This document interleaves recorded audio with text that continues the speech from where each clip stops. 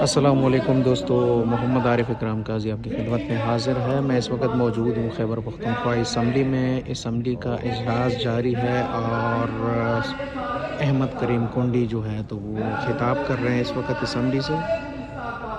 اور افسوس کی بات یہ ہے کہ 145 کے اراکین اسمبلی میں اس وقت اراکین اسمبلی کی تعداد نہ ہونے کے برابر ہے، جبکہ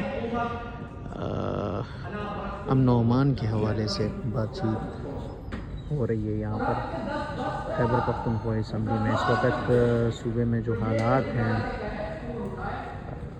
امن و امان کے حوالے سے بات چیت چل رہی ہے، اظہار خیال کر رہے ہیں احمد کریم کنڈی صاحب، اور اراکین اسمبلی نہ ہونے کے برابر ہے۔